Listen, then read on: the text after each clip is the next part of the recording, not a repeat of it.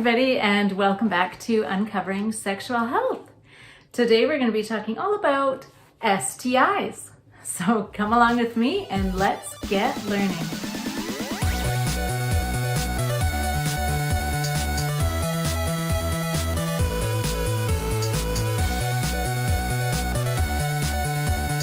Before we begin taking a closer look at specific STIs, one thing we need to be aware of and think about, and even have conversations about, is the importance of safer sex practices and understanding when to test, why to test, and reducing the shame and stigma around getting an STI.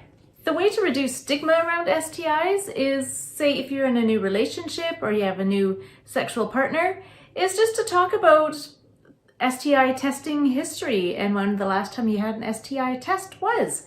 It's a great way to have that open communication and start a relationship or a sexual activity with a new partner in a trusted, caring way.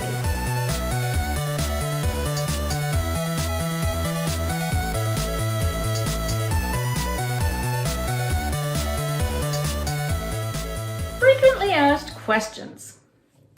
I'm not sexually active. Do I need to learn this? It's really important for all people to learn about STIs and how to prevent them, regardless of whether they are sexually active or not. It's better to know the information beforehand if you find yourself in a situation where you might be engaging in sexual activity and you need to make sure that you're keeping yourself safe. What are the most common STIs? So STIs, as you may know already, can be bacterial or viral, and we'll talk about those in a minute. But the three most common STIs are HPV, gonorrhea, and chlamydia. Another question that gets asked often is, what do I do if I think I have an STI? Here in BC, Canada, we've got clinics that are called Options for Sexual Health, and you can go into those clinics without an appointment and ask for an STI test. As well, you could always go to your doctor. It might be different in different places in the world. You might have some different family planning type centers where you can get some STI testing done. And remember that this information is confidential. STI testing should be a routine part of staying healthy, especially if you're in a new relationship or having new sexual partners or having multiple sexual partners. It's always good to keep on top of these things, and we'll discuss that on the next slide, because symptoms don't always show up right away. So, what is an STI? So, STIs are sexually transmitted infections. STIs are like a cold, but are transmitted during sexual activity. They can be bacterial or viral. And then how are STIs transmitted?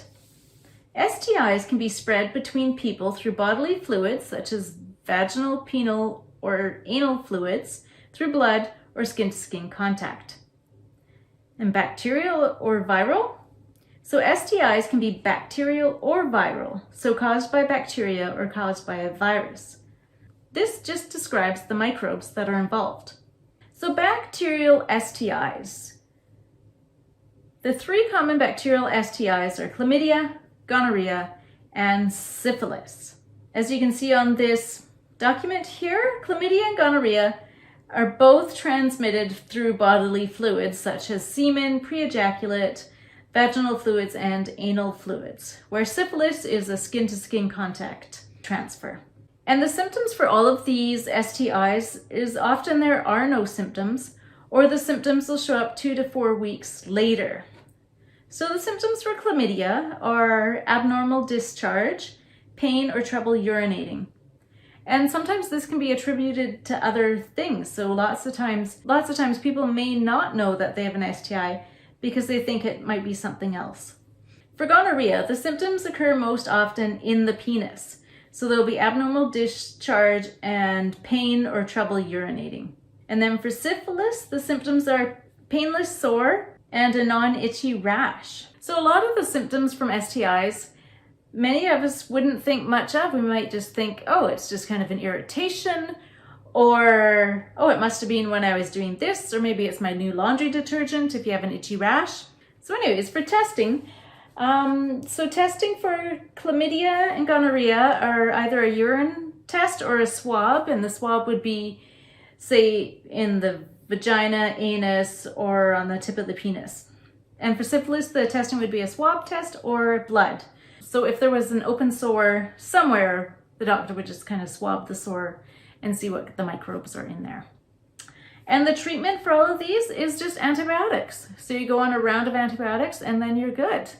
All right, so for viral STIs, the main ones that we have here are genital warts or HPV, and then the 3 hepatitises, A, B, and C, herpes, and HIV. So if we look at the genital warts or HPV and herpes, they're both skin-to-skin contact.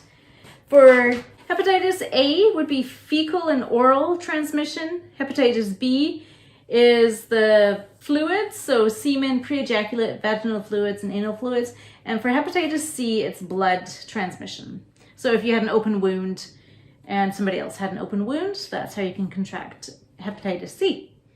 HIV is bodily fluids as well, so semen, pre-ejaculate, vaginal fluids, anal fluids, blood, and even breast milk. So the symptoms are, so often for a lot of these there are no symptoms or minimal symptoms. For genital warts and HPV, there's painless bumps on the skin around the genitals. For hepatitis A person might feel nauseous, loss of appetite, fever, stomach pain, jaundice, dark urine, or gray-colored stools. So the beginning signs of hepatitis A, some people might pass off as just having the flu, but some of the other symptoms are definitely would make somebody aware and go to the doctor. For hepatitis B and C, there are often no symptoms, but they could also include the above symptoms.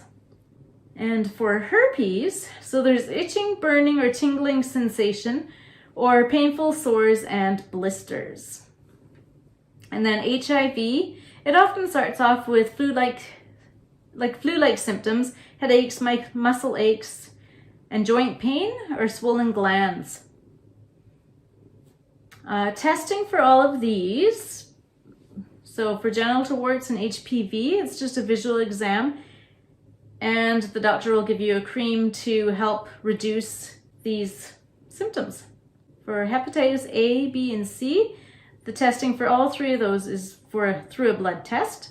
Testing for herpes is a swab or a blood test, but often they don't test for herpes anymore because it is really common. And actually, according to a lot of the research, about 80% of the population has herpes.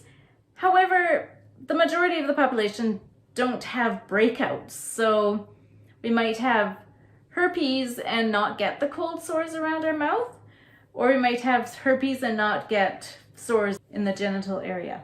And HIV, it is a blood test that the doctors would do for that. So treatment, so genital warts or HPV is topical creams. The hepatitis A, B, and C goes away on its own, and there are some vaccines available to prevent infections. As well, HPV vaccines are coming out as well to prevent infections. For herpes, there's some antiviral medications for when a person has a herpes outbreak and has some painful sores. HIV, the treatment would be antiviral medications, and nowadays the treatment is so amazing that people with HIV, after the treatment, there is like such minimal traces of HIV in their blood system. So for STIs, the biggest takeaway should be get tested. If you're in a new relationship, if you have new sexual partners, if you have multiple sexual partners. And hey, if you just want to know. Symptoms often don't start showing up for 2 to 3 weeks after somebody has gotten an STI. And often testing isn't reliable until after a certain period of time.